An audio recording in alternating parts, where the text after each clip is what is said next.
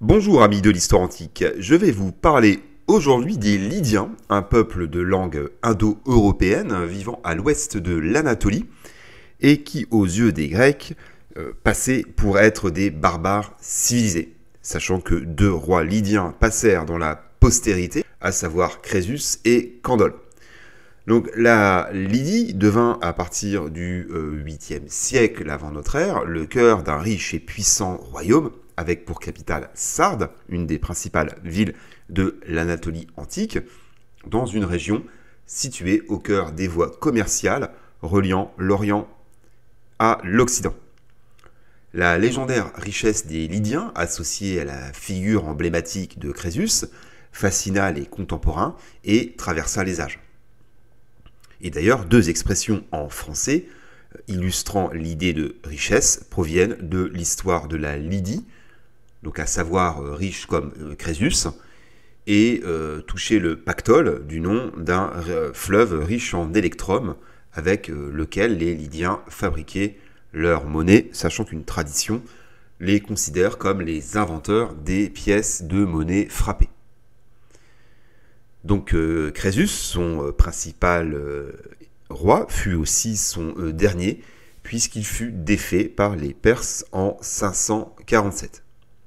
Et donc la dénomination de la Lydie resta appliquée à la région durant l'Antiquité, même si elle ne retrouvera plus jamais son autonomie politique, passant sous la domination des Achéménides, des monarchies hellénistiques, puis des Romains.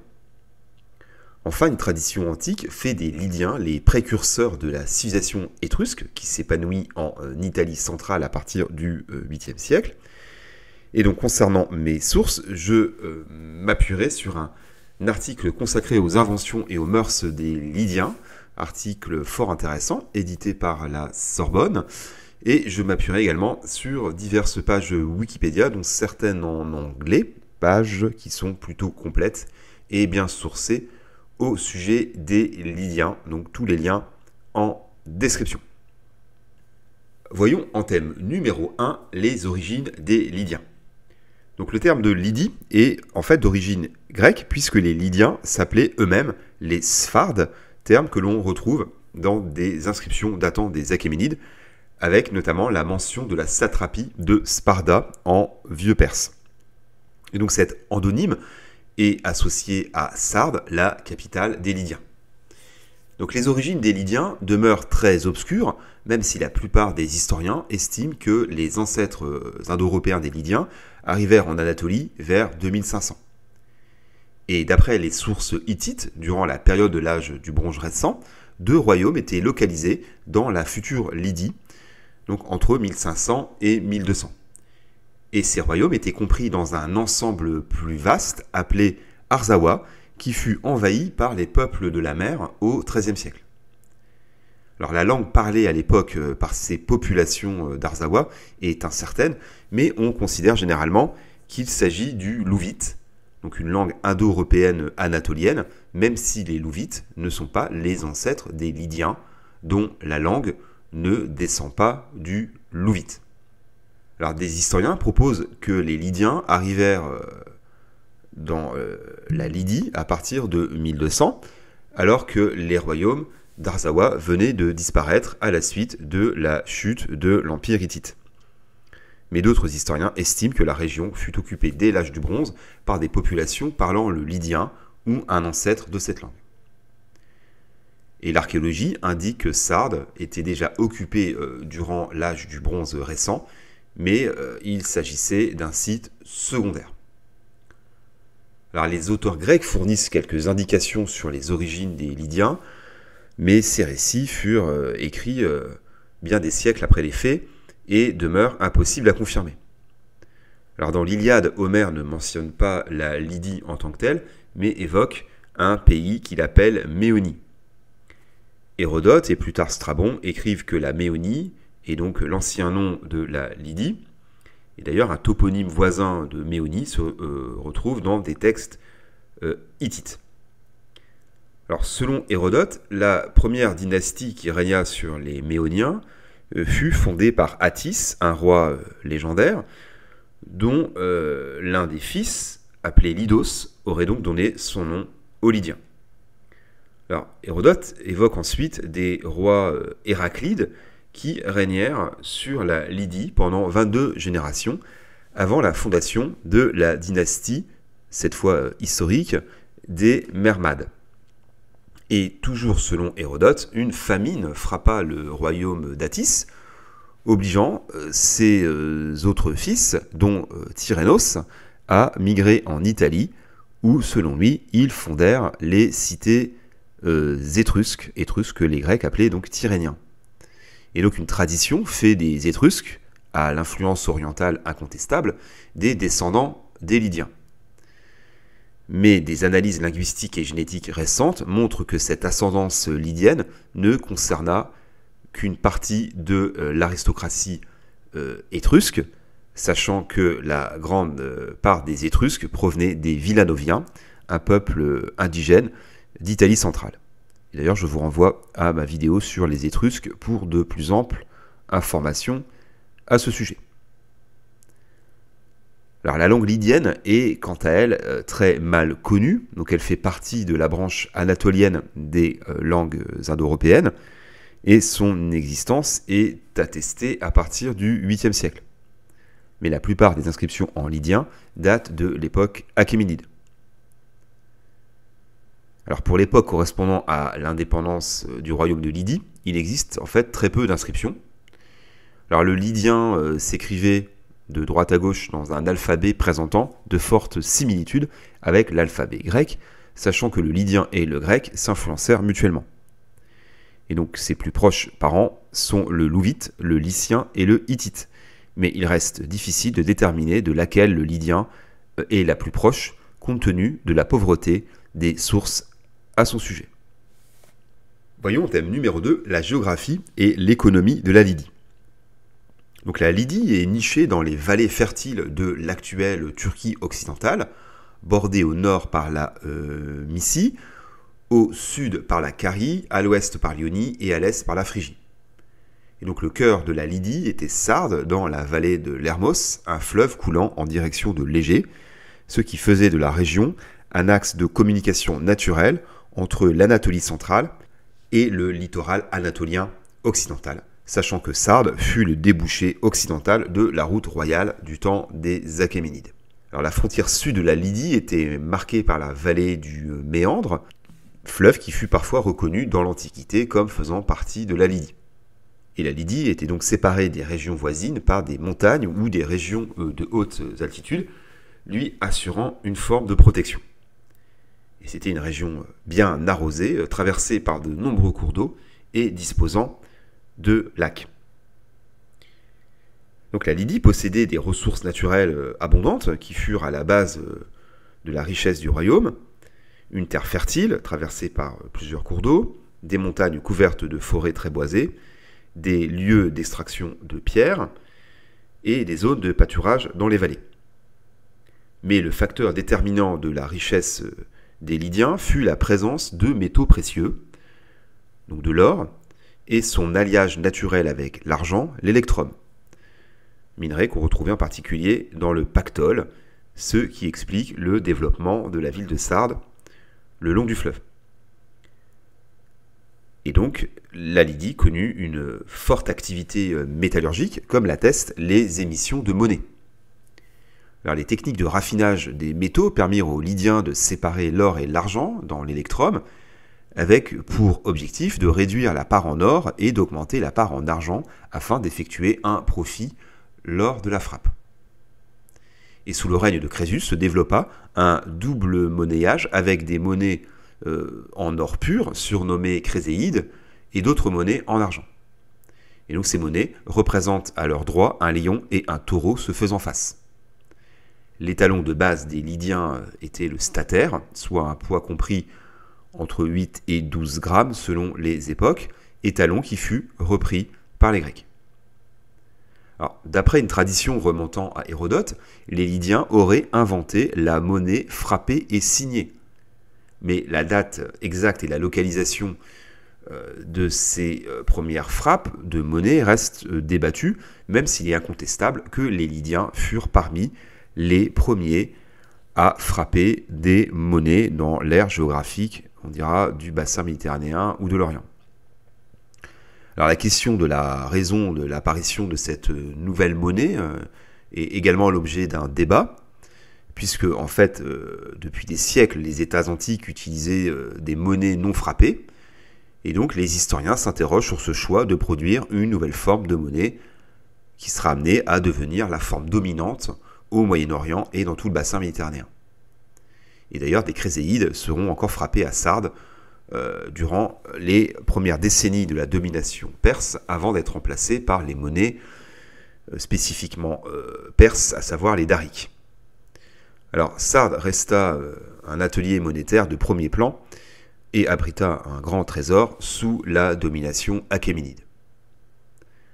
Alors, par ailleurs, les Lydiens étaient réputés dans l'Antiquité pour leur ingéniosité dans les domaines donc, du commerce et de l'artisanat, et ils passent pour être notamment les inventeurs de la teinture des étoffes en utilisant notamment du safran. Et l'industrie de la céramique était aussi très développée avec des vases de très grande qualité. Même chose pour l'orfèvrerie qui était particulièrement réputée dans l'Antiquité avec toute une variété de petits bijoux personnels. Enfin, les Lydiens excellaient dans l'architecture avec la construction de citadelles et de puissants remparts comme ceux de Sardes. Voyons en thème numéro 3 les débuts et l'expansion du royaume lydien. Alors, les éléments fournis par l'archéologie sur la formation de ce royaume restent assez limités. On sait qu'il émergea vers 1200, à la fin de l'âge du bronze, une époque qui vit l'abandon de plusieurs sites fortifiés dans la région. D'ailleurs, le site de la future Sardes semble aussi avoir connu une destruction à cette époque. Et tous ces événements correspondent à une période de grands troubles et de recomposition affectant toute la Méditerranée orientale, connue sous l'expression d'effondrement de l'âge du bronze, dont d'ailleurs les causes sont multifactorielles. Alors, les lieux de peuplement principaux de la Lydie connurent des changements durant cette période qui vit le développement de Sardes. Et des changements sont également attestés dans les domaines des techniques, comme le prouve la production de briques et de céramique.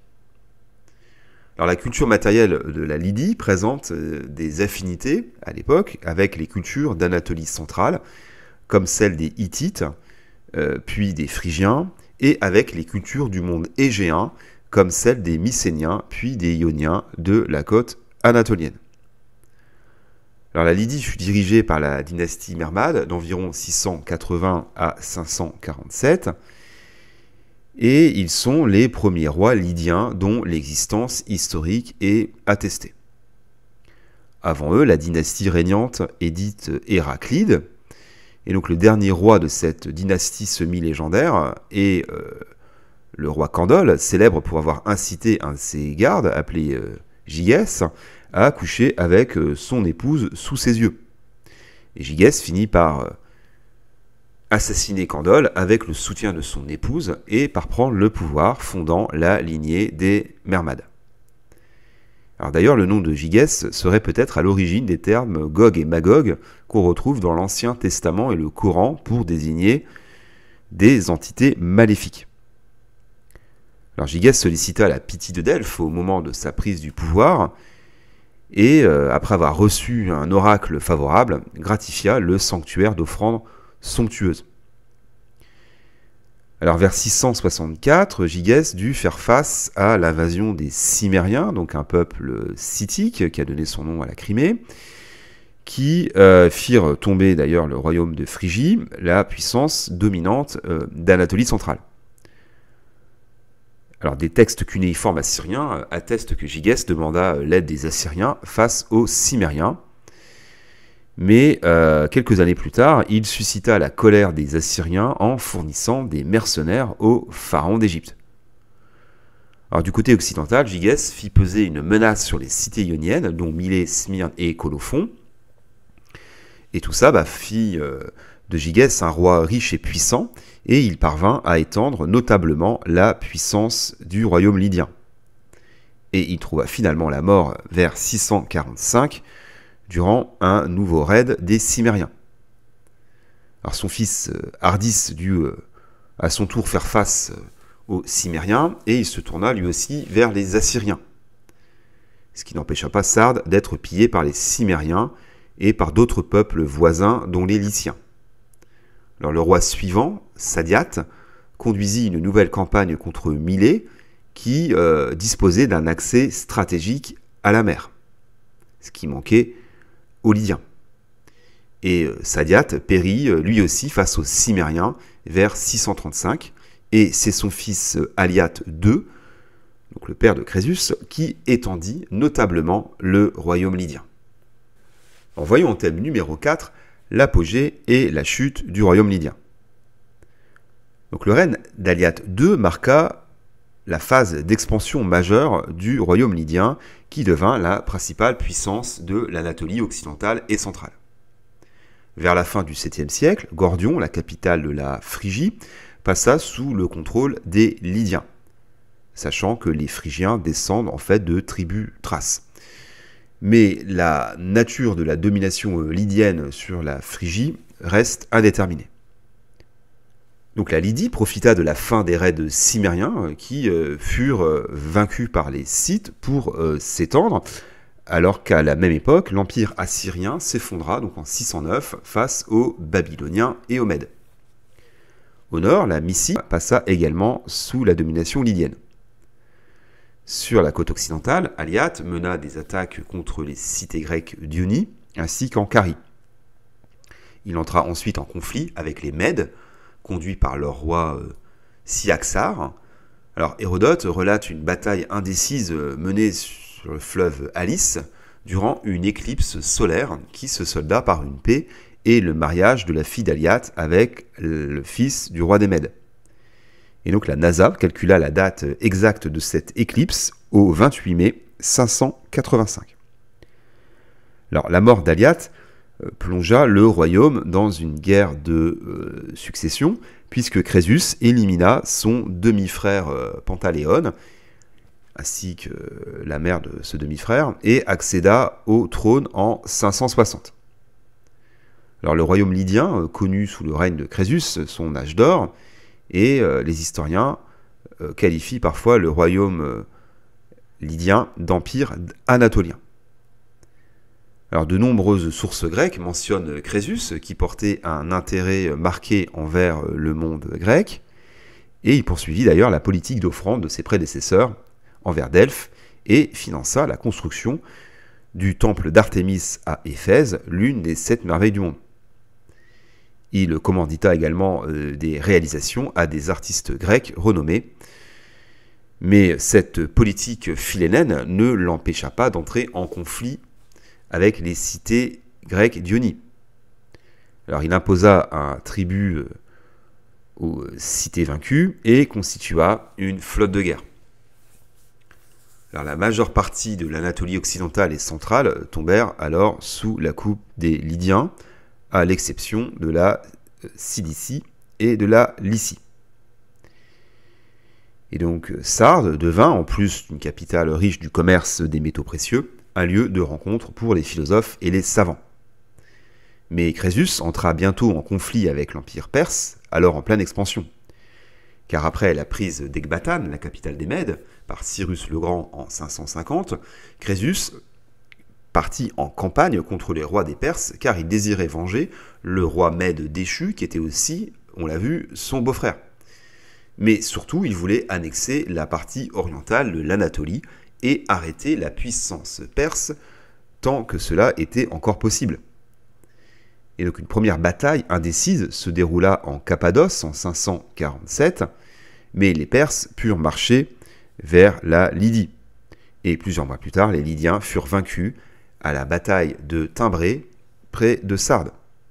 Alors cette bataille opposa des effectifs considérables, sachant que les Lydiens pouvaient compter sur des alliés égyptiens et babyloniens, alors que le contingent spartiate, lui, ne parvint pas à temps sur le champ de bataille. Alors cette bataille vit des contingents de chameaux conduits par les Perses semer la panique parmi les chevaux de la cavalerie lydienne. Donc Sardes finit par tomber après 2 semaines de siège, et Crésus fut capturé, mais son sort n'est pas connu exactement, et continue de susciter le débat chez les historiens. Puisque la légende rapporte que Crésus fut condamné au bûcher sur ordre de Cyrus, qui voulait savoir si le roi Lydie était vraiment doté de pouvoirs surnaturels comme le prétendait la légende. Et toujours selon la légende, Crésus pria Apollon si ardemment qu'il fut miraculeusement sauvé. Une pluie éteignit le bûcher et, convaincu d'une intervention divine, Cyrus le libéra pour en faire son conseiller. Mais tout ceci paraît bien légendaire, et à voir que les incendies concomitants de Sardes et du temple d'Apollon de Delphes, datés de 547, auraient pu inspirer aux prêtres du sanctuaire l'épisode de Crésus sur son bûcher pour conserver l'aura de l'oracle. Alors des historiens estiment plutôt que Crésus se serait suicidé en se jetant dans un bûcher, tandis que d'autres reprennent à leur compte l'idée qu'il fut envoyé en exil en Médie, ou alors qu'il reçut, c'est la thèse la plus courante, les revenus d'un gisement d'or du Pactole pour continuer de lui assurer son train de vie dispendieux. Quoi qu'il en soit, la chute de Crésus marqua la fin de l'indépendance de la Lydie. Voyons en thème numéro 5 les périodes achéménides, hellénistiques et romaines. Donc après leur conquête par les Perses, les Lydiens se rallièrent au pouvoir achéménide et la Lydie conserva une position importante en Anatolie occidentale puisque Sardes devint la capitale de la satrapie qui dominait la région. Et donc Sardes devint le point d'arrivée de la voie royale qui traversait l'Empire perse depuis les capitales, donc Suse notamment. Donc les satrapes de Sardes jouèrent un rôle de premier plan dans le dispositif de l'Empire perse, et la ville devint un atelier monétaire majeur et abritait un immense trésor. Alors les rois perses, Darius et Xerxès, résidèrent plusieurs fois à Sardes, et d'éminents personnages grecs de l'époque classique y séjournèrent également, comme le Spartiate Lysandre et l'Athénien Alcibiade. Alors Sardes subit 2 assauts de la part des Grecs lors de la révolte de Lyonie en 498 et par le roi spartiate Agésilas en 395. Alors bien voir que les satrapes de Lydie furent tous des Perses, mais que les Lydiens furent maintenus à des postes importants et conservèrent la gestion des propriétés terriennes. Mais pour conclure sur la domination perse, l'impact culturel perse sur les éléments matériels en Lydie, et notamment à Sardes, furent assez limités, alors que la région connut une hellénisation croissante. Et donc au moment de l'invasion de l'Anatolie par Alexandre, le satrape de Lydie, donc un dénommé Spitridates, était l'un des commandants les plus importants de l'armée perse, et donc il trouva la mort à la bataille du Granique sous les coups de Clétos. Et donc Alexandre put faire main basse sur l'immense trésor de Sardes en 334, qui va énormément faciliter ses conquêtes, et il proclama la liberté des Lydiens pour les rendre à leurs anciennes coutumes. Et donc après la mort d'Alexandre, la Lydie fut disputée entre Antigone le Borgne et Lysimaque, et la région passa sous le contrôle des Séleucides à partir de 281, donc pour un siècle, avant de passer sous le contrôle des Attalides de Pergame en 180. Alors l'hellénisation de la Lydie, surtout autour de Sardes, s'accéléra durant l'époque hellénistique. Et on peut dire que la capitale lydienne devint une véritable cité grecque avec ses institutions et bâtiments publics typiquement grecs. Et d'ailleurs, le sanctuaire d'Artémis situé près du Pactole devint un édifice de taille monumentale. Alors la population continua à se diversifier après l'implantation de Juifs à l'initiative d'Antiochos III à la fin du IIIe siècle. En 129 avant notre ère, la Lydie passa des Attalides aux Romains qui constituèrent la province d'Asie. Alors la région subit d'importantes destructions lors des guerres mithridatiques au 1er siècle avant notre ère, et au début de l'époque impériale, de nouvelles cités furent fondées en Lydie et la région connut une grande prospérité. Et au début du IVe siècle, l'empereur Dioclétien constitua une province de Lydie. Puis la région prospéra sous l'Empire romain d'Orient, dont elle dépendait. Et sous le règne de Justinien, donc au milieu du VIe siècle, la Lydie comprenait une vingtaine de cités et sa richesse agricole et minière était encore vantée, tandis que la région s'était christianisée.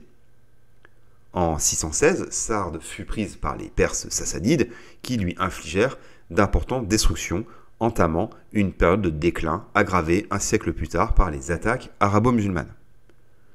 La région retourna ensuite dans le giron byzantin. Et en 1336, la Lydie fut conquise par les Turcs. Alors petit à petit, la population lydienne, qui était devenue grecque et orthodoxe, devint turque et musulmane. Seules les grandes villes et les villages de pêcheurs de la côte gardèrent une population grecque jusqu'en 1923, date à laquelle le traité de Lausanne ordonna l'expulsion des populations hellénophones vers la Grèce. Donc de nos jours, la Lydie fait partie des provinces turques d'Izmir et de Manisa, avec pour principale ville Izmir, l'ancienne Smyrne, la troisième ville de Turquie. Alors voyons en thème numéro 6, la société et la culture lydienne. Donc les Lydiens sont essentiellement connus grâce aux auteurs grecs, notamment Hérodote, même si Xanthos, un auteur lydien du 5e siècle avant notre ère, dont la mère était grecque, composa en grec un ouvrage sur l'histoire de son pays, connu par des fragments et des résumés tardifs. Alors, les Grecs classaient les Lydiens parmi les barbares civilisés et les voyaient comme un peuple d'inventeurs. Alors, le premier lieu commun de la part des Grecs concerne la richesse des Lydiens, symbolisée par leur roi Crésus, devenu un archétype du personnage qui pense que son argent peut tout acheter. Et d'ailleurs, une anecdote probablement légendaire relate sa rencontre à Sardes avec l'Athénien Solon, donc modèle de sagesse, auquel il demande qui est le plus heureux des hommes, espérant qu'il le désigne en raison de sa richesse. Mais son hôte, lui, préfère d'obscurs personnages, et Solon fut donc congédié. En fait, le roi lydien sert ici de modèle de l'aristocrate en opposition au sage Solon, donc thème qui s'inscrit dans les débats politiques de la Grèce classique. En revanche, à travers d'autres anecdotes, la richesse de Crésus est présentée sous un jour favorable quand elle se traduit par sa générosité envers les sanctuaires grecs. Un deuxième lieu commun est lié au goût des Lydiens pour le commerce. Hérodote fait les Lydiens les inventeurs de la monnaie frappée et les premiers à pratiquer le commerce de détail. Alors toujours selon Hérodote, nombre de Lydiens du peuple prostituaient leurs filles. En fait, ça répondait à la nécessité pour elles de gagner l'argent de leur dot. Hérodote ajoute que les Lydiens inventèrent tous les jeux pratiqués à son époque chez eux et chez les Grecs, à l'exception du jeu de dames, et que les Lydiens inventèrent ces jeux à l'époque de la colonisation de l'Étrurie. Ces jeux qu'on appellera plus tard les ludis. Enfin, un troisième lieu commun, provenant des auteurs grecs, fait de la Lydie le pays du luxe, de la mollesse et de la volupté, pour pas dire d'un certain érotisme, sachant que certains de leurs rois étaient renommés pour leur vie sexuelle débridée. Alors la pratique de la sodomie semblait courante à la cour pour éviter que les femmes ne tombent enceintes et puissent conserver leur jeunesse. Et dans la mythologie grecque, la reine Omphale, donc licencieuse et violente, imposa que les filles des citoyens de Sardes épousassent leurs esclaves pour se venger d'un viol qu'elle avait subi. Et Héraclès devint ensuite son esclave sexuel pour expier un meurtre qu'il avait commis. Omphale donna naissance à une nombreuse descendance à l'origine de la dynastie légendaire des Héraclides. Et aux yeux des Grecs, Omphale devint l'archétype de la femme dominatrice aux mœurs débridées. Et d'autres exemples montrent des femmes lydiennes assez viriles et investies d'un rôle important. On peut penser à la femme de Gygès qui provoqua le meurtre de son époux Candole et la chute des Héraclides. Et cette liberté des femmes lydiennes est à rapprocher du statut privilégié des femmes étrusques qui ne manquaient pas de heurter les Grecs et les Romains. Enfin, les auteurs grecs fournissent des informations sur certains éléments de la culture lydienne dont ils reconnaissent la qualité, comme la musique, la gastronomie, la production textile, les cosmétiques et l'art équestre. Alors, sur le plan militaire, du temps de leur indépendance, les Lydiens possédaient une armée efficace et étaient réputés pour leur tactique militaire avec de nombreux contingents de chars et de cavalerie.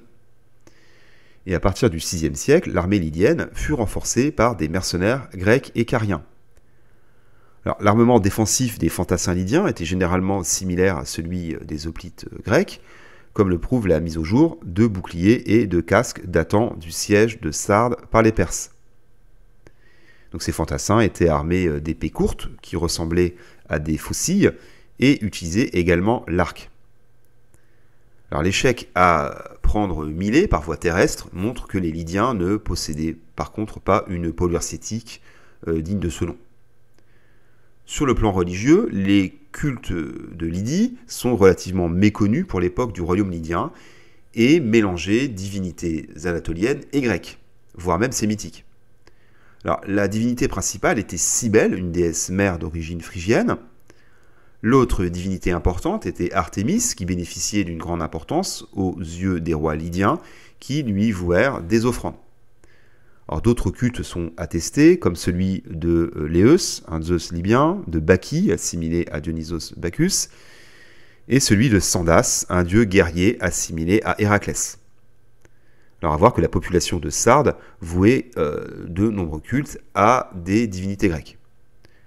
Alors, à voir aussi que les Lydiens vénéraient probablement des dieux louvites. Alors, les pratiques funéraires des Lydiens sont mises en évidence par l'archéologie, puisque plus de 200 tombes à tumulus ont été recensées. Et ces tombes étaient réservées aux élites et souvent construites en pierre ou creusées dans la roche et contenaient parfois des sarcophages.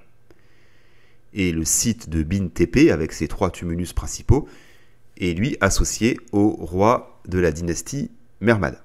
Alors toutes ces fouilles révèlent un luxe certain, comme le trésor de Lydie, qui fut retrouvé à Gurée, à l'est de la Lydie, et les fouilles mirent au jour des objets en métaux précieux et en céramique, notamment des jarres, des coupes et des contenants à huile parfumée, provenant parfois du monde grec et d'Égypte. Tout ça révèle donc une civilisation particulièrement sophistiquée et ouverte à diverses influences. En guise de conclusion, les Lydiens sont souvent considérés comme les cousins des Grecs, même si leurs mœurs pouvaient sembler transgressives et anomiques aux yeux des Grecs. Alors on pourrait dire que la Lydie représente une forme de synthèse entre la prétendue mollesse orientale et le prétendu génie grec, et ce royaume resta dans la postérité à travers ses figures emblématiques, les fameux rois Candole et Crésus. Et donc les Lydiens exercèrent une influence certaine sur le monde grec et constituaient, selon une tradition historique, l'aristocratie des Étrusques.